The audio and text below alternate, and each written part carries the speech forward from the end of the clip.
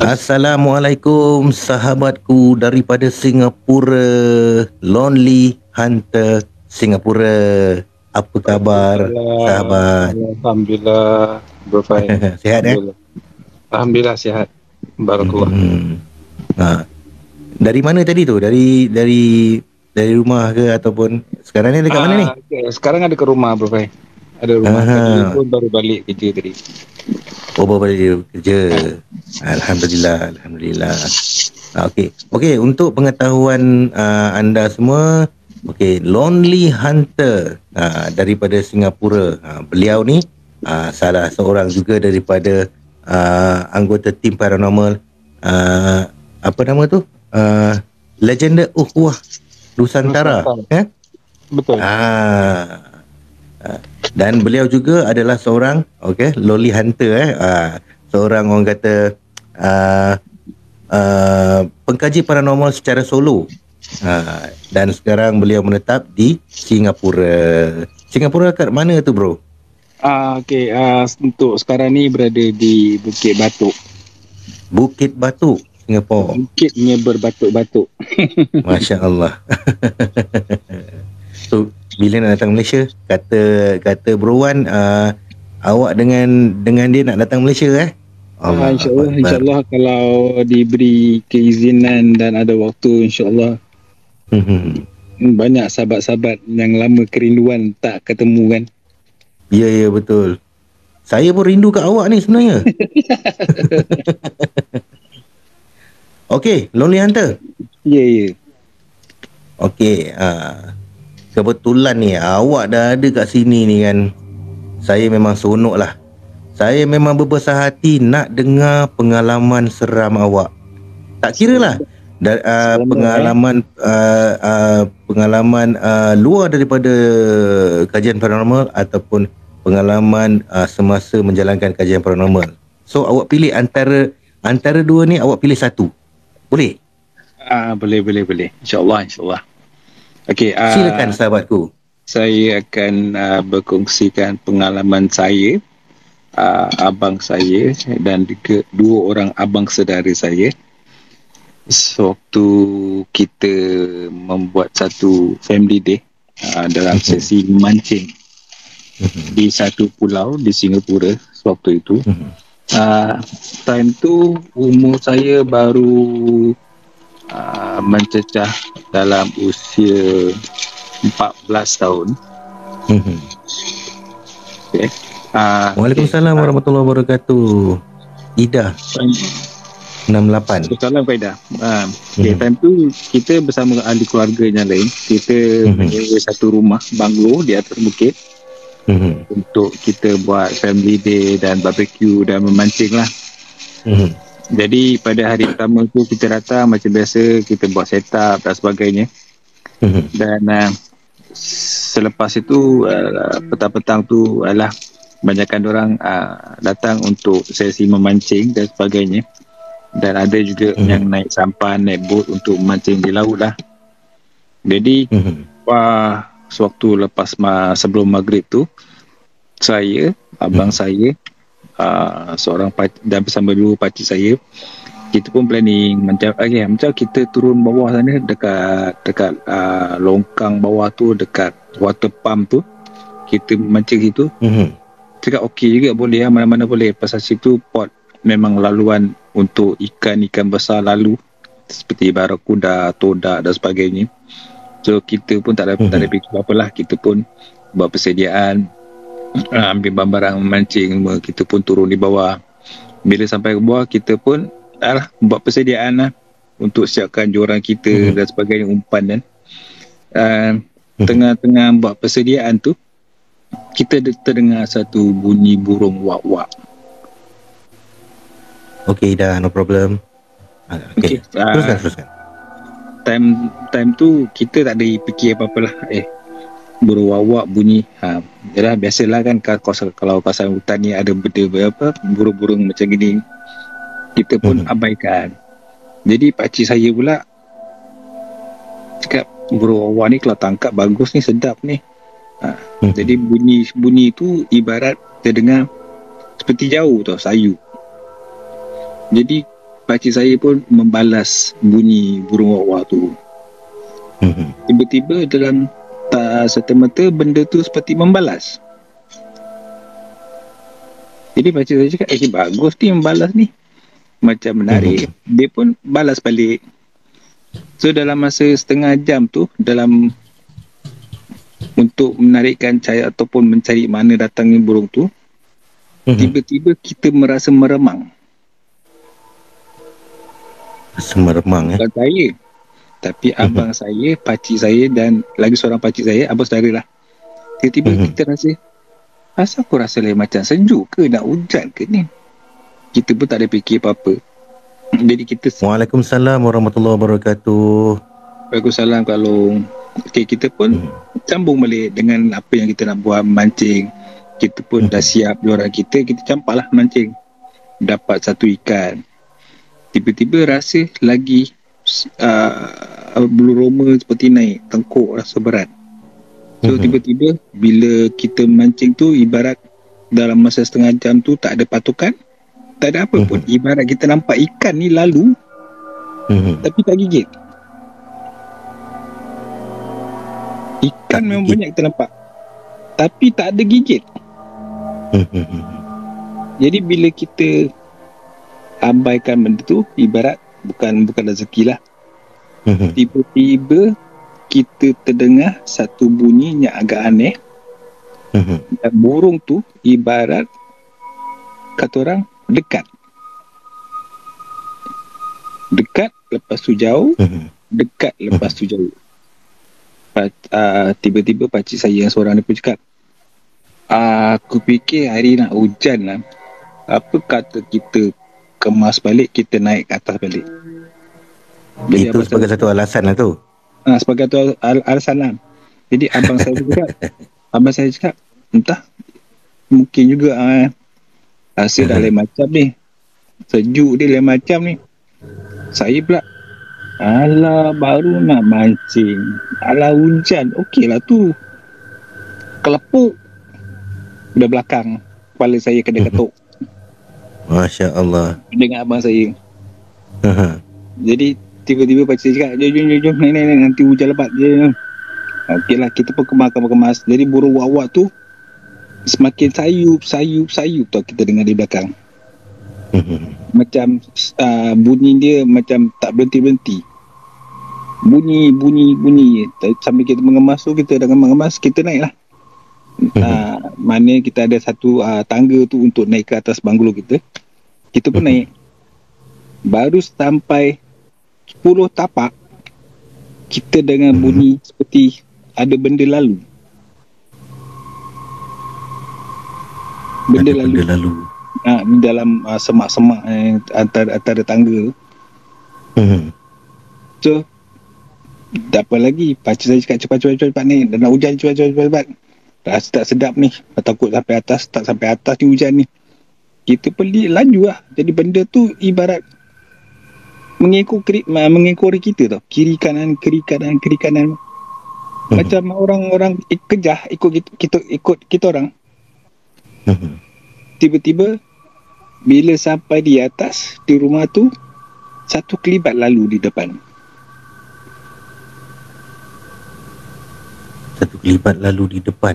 Kelibat tu macam mana tu? Apa yang saya nampak ialah seperti imbasan putih saja, asap putih. Asap putih. So saya fikir, apa benda asap lalu kat sini, laju je cakap kan. Bila sampai di rumah tu, bila sampai di dalam rumah, abang saya cakap, kau tahu tak apa yang ikut kita dekat bawah tu? Ikut? Mana tahu? Tadi cakap suruh naik pasal nak hujan. Kau tahu tak, tadi cekak dekat bawah. Peranjat saya sekejap. Cekak. Pakcik abang saya dekat. Sebab itu aku suruh kau kemas, pasal benda tu dah dekat.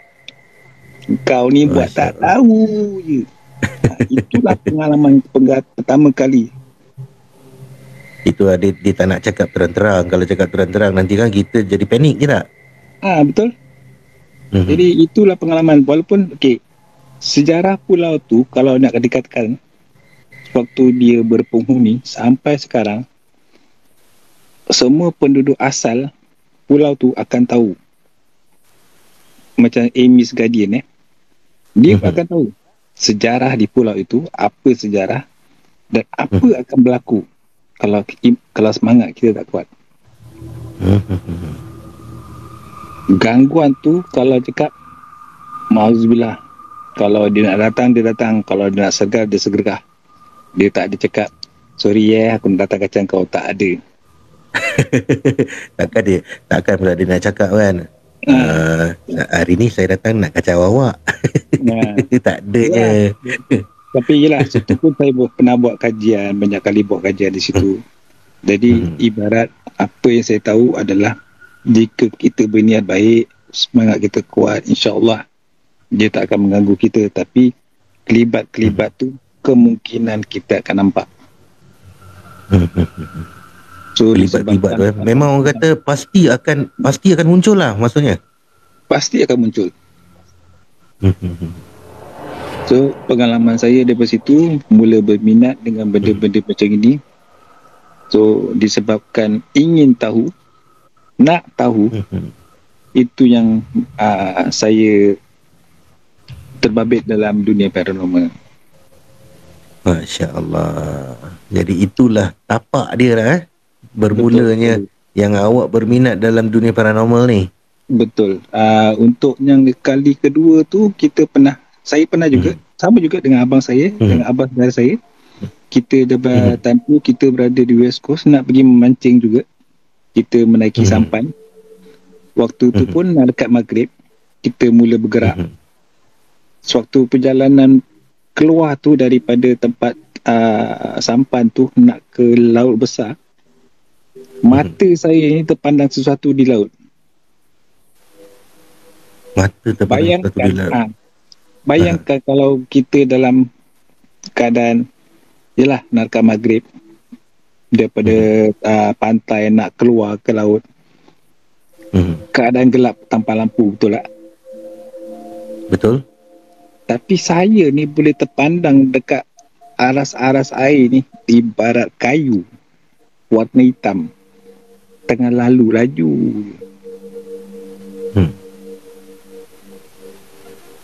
Di sini ada apa ni komen mengatakan tempat kalau banyak ikan, dia tu apa katanya? Apa maksudnya? Okey, tempat kalau banyak ikan selalunya akan kita babitkan sebagai penunggu lah. Maknanya adalah benda situ, itu adalah makanan dia, itu adalah rezeki dia.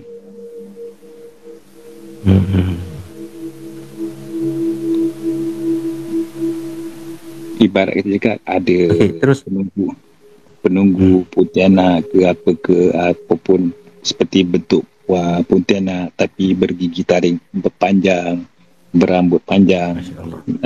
Seperti itulah selalunya. Tentang yang tadi saya nampak di alas laut tu warna hitam. Saya nampak daripada mula sampai nak keluar ke arah lautan tu, mulut ni macam tak tahu lah, dia keluar sendiri. Apa benda tu lalu kat tu, macam buaya kelapuk lagi kena katuk dekat belakang. Masya-Allah. Waalaikumsalam sahabatku Mas Ikwan. Waalaikumsalam Mas Ikwan. Jadi abang saya pun cakap, kau ni apa hal, kau nampak kenapa mesti tegur? Dah nampak depan mata, nak buat macam mana? Saya cakap itu jangan kacau, jangan tegur. Kau nampak diam-diam boleh tak? Kang babek malam ni nak cari ikan, dapat ikan kan, tak dapat ikan nanti Kang. Itulah kali kedua saya kena tegur, kena katuk pada belakang kepala. Kena ketuk itu yang kena apa ni, yang kau tegur kenapa Ibarat kata tengah duduk kali orang pada belakang tepuk kepala kita. So apa ni, Lonely Hunter? Ya. Itu adalah pengalaman peribadi lah kan, yang awak ceritakan tadi tu kan. Betul. Okey, kalau pengalaman semasa dalam awak buat terjahan secara solo kan, yang paling orang kata paling dahsyat lah, paling seram lah, ada tak? Boleh tak kalau Okey, kongsikan? terjahan solo sewaktu Ha, saya berada di apa kata orang bidadari. Seperti tadinya Wan bidadari. kata, bidadari tadi. Tadi Wan masih apa Wan tadi ada cerita tentang bidadari kan? Mhm. Okey. Di situ saya pernah cuba buat kajian di situ pasal pengalaman apa yang kita pernah lalui di situ dan juga Mhm. apa yang kita pernah belajar di kawasan itu. So, Mhm. saya pernah sekali cuba untuk terjah di dalam tu untuk Mhm. dapat tahu adakah ia benar ataupun tidak ataupun masih ada lagi benda tu masih berlaku. Jadi kalau Mhm. kita masuk daripada jalan besar, kita akan melalui satu bukit besar. Jadi kalau pada gate tu untuk masuk ke dalam, Mhm. dia punya jarak tak sampai dalam taruh dalam 20 kaki, 20 tapak kaki, Mhm. dia akan suasana dia kemat gelap sekali kalau tak ada lampu. Dia bila menjelangnya malam dia akan berubah segala-galanya. Berubah betul. Maksudnya macam itulah. Mhm. Kita cakap pandangan kita daripada gate utama tu nak masuk Mhm. ibarat dalam 10 meter ke 20 meter. Lepas tu kita nampak gelap je. Tak nampak apa-apa pun. Insya-Allah. Jadi saya Seram tu. cuba masuk. Cuba masuk untuk buat kajian Mhm. sebagainya. Nak tahu Mhm. apa di dalam kawasan ini. Atas apa Mhm. yang saya pernah lalui dan sebagainya. So, Mhm. kita cuba. Saya cuba masuk. Mhm. Tak sampai di satu laluan, ada satu pokok besar Mhm. di mana orang kata di situ tempat orang bertapa dan sebagainya. Mhm. So, time tu kita tak ada macam sekarang Facebook buat live tak ada. Mhm. Jadi saya hanya menggunakan diri saya dan lampu. So, Anda berseorangan bertemankan lampu suluh. lampu suluh je. Beraninya. Jadi saya masuk mula-mula Mhm. yang saya dapat rasa adalah apa tu orang seperti tiupan angin lalu. Sepoi-sepoi je. Tiba-tiba lepas tu berbunyi seperti ada binatang burung, kadang-kadang bunyi macam ayam tiba-tiba. Jadi Bunyi bila burung, saya bunyi ayam. dengan tiba-tiba dalam perkuburan Itu apa tandanya itu ya? okey, selalunya kalau benda-benda gini adalah daripada makhluk-makhluk jin lah yang akan menjelma seperti perumpamaan dia kata dia seperti Mhm. burung, ada Mhm. yang seperti ayam dan sebagainya. Pasal saya pernah nampak satu burung warna putih, tapi saya tak tahu burung tu merpati ke ataupun burung seperti burung elang tapi warna putih. Dia takkan bergoyak, dia tak akan berganjak, dia tak akan berkepak, dia akan duduk gitu diam dia. Tapi laluan yang kita pergi tu ataupun laluan yang kita lalu tu, setiap 10 langkah ataupun 20 langkah dia akan ada di atas. Dia akan ada di atas. Tapi waktu di bidadari tu, apa yang membuat saya lari keluar balik ke jalan besar adalah satu lintasan dan juga satu penampakan lembaga hitam yang besar.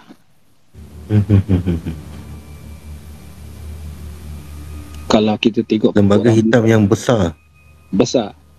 Kalau kita tengok pokok rambutan pokok rambutan, kalau brother Ustaz tahu brother, rambutan tu berapa tinggi. Kalau takutlah cakaplah pokok-pokok rambutan yang rendang-rendang, tinggi dia macam mana. Saya nampak Tinggi besar lah. Waalaikumsalam warahmatullahi wabarakatuh. Malam Terima Jumaat kasih kerana hadir. Sebentar kita habiskan Lonely Hunter punya cerita sekejap boleh sambung. Jadi silakan Lonely Hunter. Jadi saya nampak benda tu setinggi pokok rambutan tu. Lalu sekejap saja, tak sampai 2 saat. Bila saya ternampak tu, apa lagi aku tak tahu siapa kat depan aku, siapa kat kiri aku, siapa kat kanan aku pusing, aku terus cabut. Masa cabut tu nampak jalan tak? Itu awal lama yang saya tahu mana ada jalan, situ saya lari lah. Yang penting saya lari ke arah lampu. Bila sampai di gate besar tu, saya terduduk. Badan ni tak tahu menggigil macam mana, kepala otak istighfar non-stop. Masya-Allah. Dalam itulah the power of takut. The power of takut. Dalam gelap pun kita boleh lari Kalau cakap kita nak cuba perasaan kita kan, adakah sama macam dulu ataupun kita masih boleh lalui dengan gangguan-gangguan macam ni. Tapi kalau setakat bunyi tu okey lagi bro dulu. Ini dia nampak sebiji sebesar tidak tu dekat belakang pokok dia, masuk lalu belakang pokok tu, dia lalu balik, lepas tu dia hilang. Kalau saya tak larat nak lari tau, saya pengsan. Ini tak ada. Pasal apa? Itu pertama kali saya nampak. Kenapa nak pingsan bro? Jangan pingsan. Tengok je.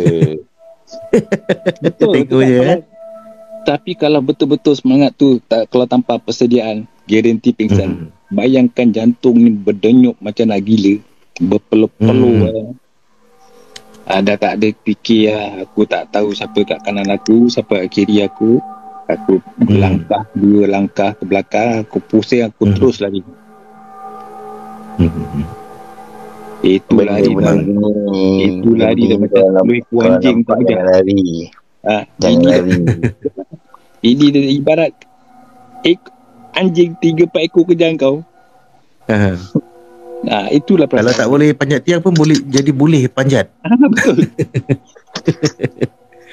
Itulah pertama kali perasaan nak try jalan solo.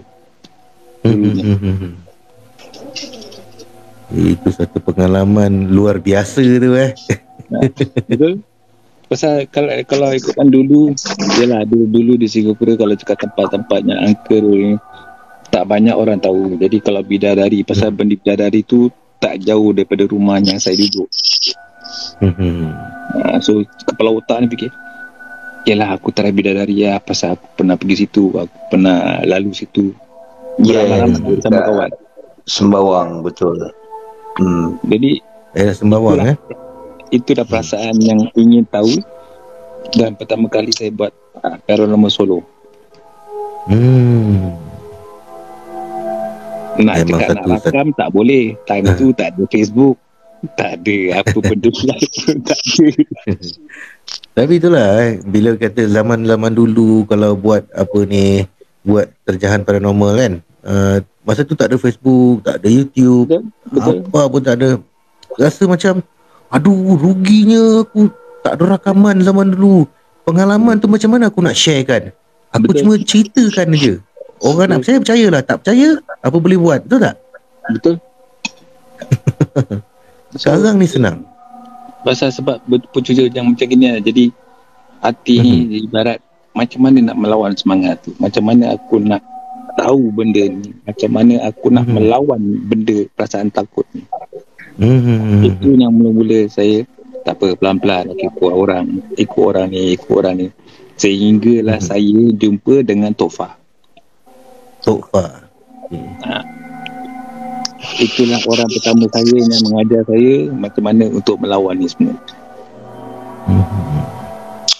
Belajar daripada dia lah. Betul. Daripada Tofa tu lah diserahkan saya kepada Tok Ipin sehingga sekarang ni.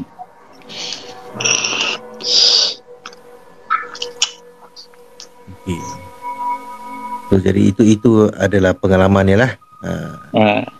Tapi bersama Tok Ipin lain, dia bersama LUMP lain. Time LUMP pula kita berada di Johor Bahru, di Tanjung Puteri, di Tanjung Puteri Tanjung Puteri di satu banglo British yang ditinggalkan. Situ banyak kisah dan banyak kali Arif dan juga kumpulan ustaz membuat sesi masjid di situ. So pertama kali LUMP berada di situ, kita membuat terjahan dan rungkaian, dan di situ juga saya bersama partner saya iaitu Boy dan juga dua orang. Waalaikumsalam warahmatullahi wabarakatuh. Tok tak bernama. Waalaikumsalam. Dua orang host Bigo daripada Kuala Lumpur. Kita kejar ataupun mencari Cik Kak daripada jam 10 malam sehingga 2 pagi. Mencari. Bro Lianta. Ya. Nak cari Cik Kak tak payah, belakang rumah saya ni ada. Tak ada. Ini kita cari pasal apa, situ adalah satu perkampungan. Sini ada sini. Ada dibagikan dua lah. Di kawasan pekarangan rumah tu adalah yang baik, di luar pekarangan tu adalah yang kafir. Jadi kita nampak benda tu, kita jumpa, kita cari sehinggalah cakap tamat masanya untuk kita buat eksplorasi tu. Di situlah kita nampak satu biji. Kalau kafir punya jahat ikut rumah. Satu mata merah. Ini waktu dekat JB tu yang saya cakap ni, kita dah dapat benda tu di atas pokok. Saya bersama rakan saya Boy, kita cuba lock mana kunci. Tapi dalam waktu time kunci tu tak sempat, pasal kita perlukan masa kurang-kurangnya 10 minit untuk menguncinya. Jadi time kunci tu host Bigo ni tak tahu apa benda dalam fikiran kepala otak dia, tak tahu apa yang dia ingat. Dia kejar, dia lari ke arah pokok tu. Jadi dia punya kawan pun cakap, kenapa kau pergi kejar? Aku nak rakam ni. Kau nak rakam pakai apa? Ni handphone. Kalau otak kau tahu tengok tangan tu ada apa? Walkie-talkie. Itu bukan handphone, walkie-talkie je. Walkie-talkie. Dia cakap, bila dia cakap, kenapa kau pergi lari kejar? Aku tak tahu, aku dah semangat, aku ternampak, aku semangat, aku ingat dekat tangan aku ni telefon, aku tengah rakam. Kita dah tepuk kepala. Tunggulah macam tu sekali. Cakap tunggulah sampai kita lock. Kita cakap okey baru kau kejar. Itulah footage yang pertama kita dapat. Ada lagi dalam YouTube. Masih ada Masih ada. Mana nanti saya akan check nanti. Kita nampak dalam dekat LUMP LUMP. Footage tu adalah daripada live yang dibawa oleh Tok Upin. Dia memegang live tu untuk sesi penutup, dan di situ nampak di arah luar kawasan Cik Kak tu berada di depan pokok terbang naik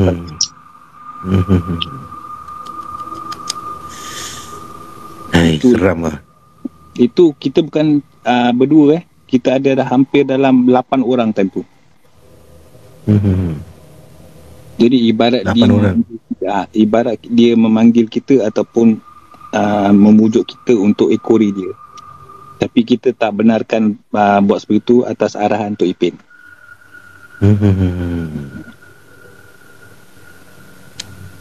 Itulah yang best punya time. The best moment lah orang kata. Pasal kita nampak, kita kejar, pasal kita dah ada perasaan, kita tak takut dengan dia. Apa yang ada adalah semangat kita, bacaan kita. Masa tu orang kata urat takut tu dah terputus lah kan? Sampai sekarang pun tak boleh sambung lagi dah. Tapi betul, susah betul nak cari pengalaman-pengalaman macam ni. Sebab tu sampai sekarang ni sebab tu sekarang ni bila saya buat dah jarang buat lah. Kalau ikut yang lepas, bila saya pergi ke mana-mana, saya tak pernah gunakan lampu. Dahsyat. Ya, ya, ya. Saya ada dengar cerita juga. Awak kalau pergi mana-mana sekarang tak pakai lampu lah. Kalau dulu kepala, headlight, lampu tangan, lampu semua. Sekarang tak ada lampu. Ni kena pakai lampu. Mana tak boleh pakai lampu. Saya tak pernah pakai lampu. Boleh tanya Pasal siapa-siapa apa? je. Pasal apa satu? Memang kita bukan takut hantu. Takut binatang yang tak diundang. Itu Sebab tu je. cakap. Okay, sebab tu cakap. Bila kita berada di kawasan, kalau di kawasan hutan ataupun kawasan yang bersemak-semak, ayat Nabi Sulaiman, ayat Nabi Sulaiman, jangan tinggalkan. Tapi so far setakat ni kita belum pernah lagi. Tapi di tempat itu kita pernah berdepan dengan ular sawa. Ular sawa dalam lingkaran besar. Depan jarak saya dengan ular sawa tu hampir cakap 3 kaki. 3 tapak kaki. Kalau ular sawa masih boleh cerita lagi. Kalau ular hitam itu. Tapi ular sawa ni mata tak berkelip, lidah dia tak keluar. Ibarat patung. Itu jelmaan jin tu, jin. Yes. Tapi bila time kita keluar, ular yang sama kita jumpa di tengah jalan, melintang. Jin. Bukan saya bukan kita. Ada 2-3 tim juga masuk di kawasan tu, jumpa yang sama.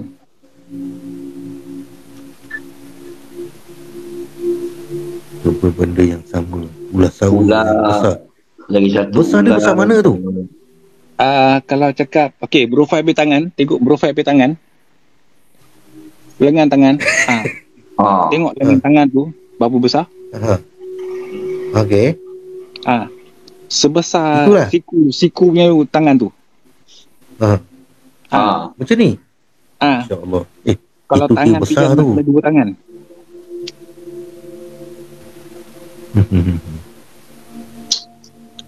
Pasal kalau besar ular tu, besar. Kalau ular saya berdepan 3 kali. Di Johor 2 kali, dan di Singapura time tu di Bukit Candu. Bukit Candu. Ular sawa juga. Tempat peperangan tu. Ular sawa. Bukit Candu adalah tempat sejarah di mana Lieutenant Adnan bertarung hingga akhir hayatnya. Dan di situ betul. kita ternampak satu ular sawa melintang tegak, seperti menutup laluan kita. Oriental.